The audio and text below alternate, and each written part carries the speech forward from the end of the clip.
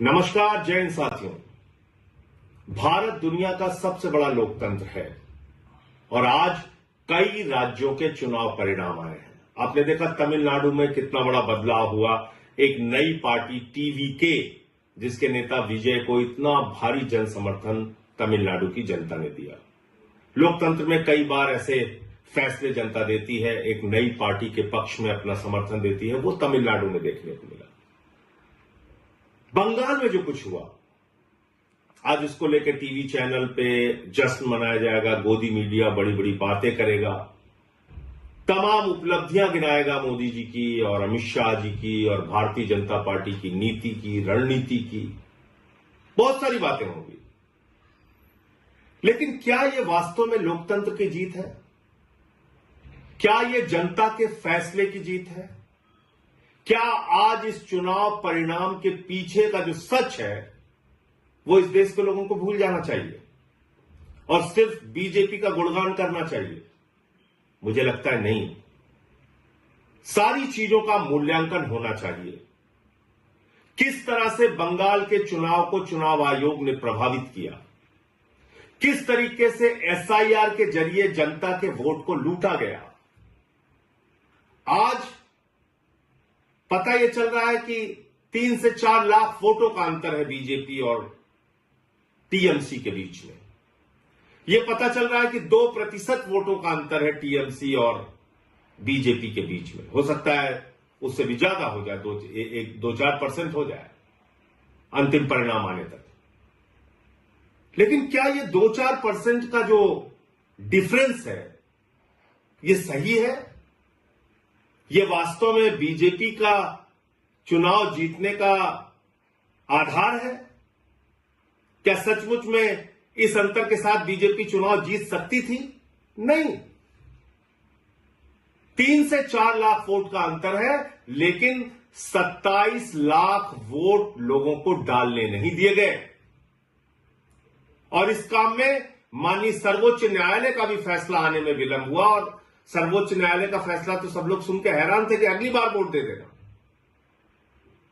अगर आज वो 27 लाख वोट, 27 लाख मतदाता अपना मतदान करने से वंचित नहीं रहे होते तो क्या आपको बीजेपी की इतनी बड़ी जीत देखने को मिलती? नहीं मिलती। एक अलग तरह का परिणाम आज इस देश के सामने होता। और आज जो बीजेपी जश्न मनाने का काम करेगी, गोदी मीडिया जश्न मनाने का काम करेगी, ज्ञानेश कुमार जश्न मनाने का काम करेंगे, वो नहीं हो पाता। लेकिन दुर्भाग्य से एसआईआर के जरिए लाखों मतदाता, 27 लाख मतदाताओं को वोट के अधिकार से वंचित कर दिया गया। तो ये जो बंगाल की जीत है भारतीय जनता पार्टी की, दरअसल ये लूट तंत्र की जीत है, लोकतंत्र की जीत नहीं है। कितनी गंदी भाषा का प्रयोग किया गया चुनाव में, प्रधानमंत्री के द्वारा, गृह मंत्री के द्वारा, बीजेपी के नेताओं के द्वारा। चलिए वो चुनाव का एक पक्ष है। किस तरह से वहां पे केंद्रीय सुरक्षा बलों का इस्तेमाल किया गया, लगभग 2.5 लाख सुरक्षा बलों का वहां पर इन्फोर्समेंट किया गया, डिप्लॉयमेंट किया गया। 2.5 लाख सुरक्षा बल लगाए गए। कल्पना कीजिए, अमेरिका ईरान से लड़ने के लिए 50,000 सैनिकों का इस्तेमाल करता है और भारत की मोदी जी की सरकार ममता बनर्जी से लड़ने के लिए 2.5 लाख सैनिकों का इस्तेमाल करती है। इतनी बड़ी दुश्मनी ये निभाई जा रही है। फिर इस चुनाव में यह भी प्रश्न उठता है कि किस तरह से विपक्ष के जो नेता थे, कांग्रेस पार्टी जो थी, राहुल गांधी जो थे, वो जाके वहां पे ममता बनर्जी को ही टारगेट कर रहे थे। 3 से 4% वोट उन लोगों ने भी काटा। वो एक अलग प्रकार का सवाल है। लेकिन इसमें आज टीएमसी की हार हो गई, ममता बनर्जी की हार हो गई और लोकतंत्र की जीत हो गई, ऐसा नहीं है। सच्चाई को छिपाया नहीं जा सकता।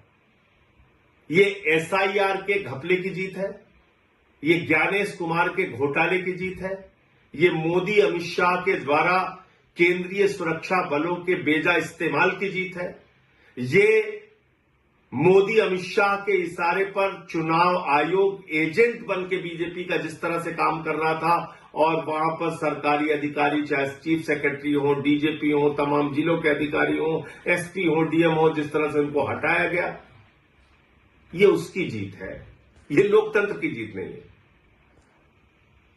इसके अलावा भी दूसरी बात है, जनता से भी कई प्रश्न हैं। अब जैसे दिल्ली का चुनाव हुआ, दिल्ली के चुनाव में आम आदमी पार्टी ने जो वादे किए पूरा किया, उससे ज्यादा काम करके दिखाया। लेकिन अगर आपको प्रधानमंत्री के 2,500 देने के झूठे वादे पर यकीन था, तो इसमें गलती आम आदमी पार्टी और केजरीवाल की नहीं थी। आज अगर बंगाल के चुनाव में, पंजाब के चुनाव में या दूसरे राज्यों के चुनाव में भारतीय जनता पार्टी जाती है, झूठे वादे करती है, उत्तर प्रदेश के चुनाव में, और उसका मूल्यांकन किए बगैर अगर आप उसको वोट करते हैं, तो इसमें उन पार्टियों की गलती नहीं है। हमको भी अपने बारे में सोचना पड़ेगा। पंजाब में हमारी सरकार ने जो वादा किया उससे ज्यादा काम किया, दिल्ली में हमने जो वादा किया उससे ज्यादा काम किया, लेकिन मोदी जी झाल मुड़ी खा के चुनाव जीत रहे हैं, झूठे वादे करके चुनाव जीत रहे, कह रहे 3,000 रुपए देंगे। दिल्ली में महिलाओं को 2,500 नहीं दिया, बंगाल में जाके कह रहे 3,000 रुपए देंगे। उनकी नफरत की राजनीति पे अगर आपको गुस्सा नहीं आता, अगर 993 रुपए सिलेंडर का दाम बढ़ जाता है उस पर गुस्सा नहीं आता, चुनाव ठीक खत्म होता है उसके तुरंत बाद, और हम लोग कह रहे थे कि निश्चित रूप से गैस के दाम बढ़ेंगे, 261 रुपए 5 किलो के सिलेंडर का दाम बढ़ गया, अब पेट्रोल डीजल के भी दाम बढ़ेंगे। लेकिन अगर इन सब बातों से जनता को कोई फर्क नहीं पड़ता, तो भारतीय जनता पार्टी को क्यों फर्क पड़ेगा? मोदी अमित शाह को क्यों फर्क पड़ेगा? वो तो अपना ये लूट तंत्र का खेल चलाएंगे और जैसे चाहेंगे देश में महंगाई बढ़ाएंगे, जैसे चाहेंगे पूंजीपतियों को बढ़ावा देंगे, जैसे चाहेंगे सरकारी तंत्र का दुरुपयोग करेंगे, जो उन्होंने बंगाल में किया। ईडी का दुरुपयोग किया, सीबीआई का दुरुपयोग किया, चुनाव आयोग का दुरुपयोग किया, हजारों करोड़ रुपए पानी की तरह बहाए, अधिकारियों की ट्रांसफर पोस्टिंग सस्पेंशन किया, 2.5 लाख वहां पे केंद्रीय सुरक्षा बल लगाए, चुनाव का माहौल बिगाड़ा, जो कुछ भी वो कर सकते थे उन्होंने किया, और बंगाल में बीजेपी आज चुनाव जीत गई। लेकिन याद रखिएगा, उड़ीसा की हालत अभी आपने देखा होगा, जीतू मुंडा की तस्वीर देखी होगी, किस तरह से वो अपने बहन के कंकाल को अपने कंधे पे लेके डबल इंजन की सरकार में बैंक जाते हैं 20,000 रुपए पाने के लिए। बंगाल में भी अभी आ गए।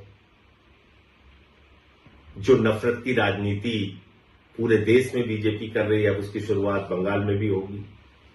बिहार में भी इन्होंने नीतीश कुमार जी को हटा दिया, वहां सम्राट चौधरी आ गए, वहां भी अब वही सब खेल होगा। इन सब के पीछे आपके मुद्दे कहां हैं? देश कहां खड़ा है? अगर आपको इस बात पे गुस्सा नहीं आता कि ट्रंप भारत के प्रधानमंत्री को हर दिन अपमानित करता है, भारत को अपमानित करता है, भारत को नरक कहता है, लेकिन प्रधानमंत्री कुछ नहीं बोलते, अगर आपको इस बात पे भी गुस्सा नहीं आता कि देश का एक हिस्सा मणिपुर जल रहा है और प्रधानमंत्री खामोश है, पड़ोसी राज्यों से भारत के प्रधानमंत्री के रिश्ते अच्छे नहीं है, महंगाई देश में चरम पर है, बेरोजगारी चरम पर है, किसानों की आमदनी दोगुना करने की बात पूरी तरीके से झूठी साबित हुई, काला धन लाने की बात झूठी साबित हुई, और अगर आपको इन सारी बातों पे गुस्सा नहीं आता और राज्य दर राज्य इस तरह से लोकतंत्र को लूट तंत्र में बदलकर चुनाव जीतने का बीजेपी का अभियान जारी रहेगा और हम और आप खामोश बैठे रहेंगे, तो याद रखिएगा, बीजेपी तो अपना रास्ता तय कर रही है, लेकिन लोकतंत्र का इतिहास जब लिखा जाएगा तो उसमें हमको भी कभी माफ नहीं किया जाएगा। जय हिंद।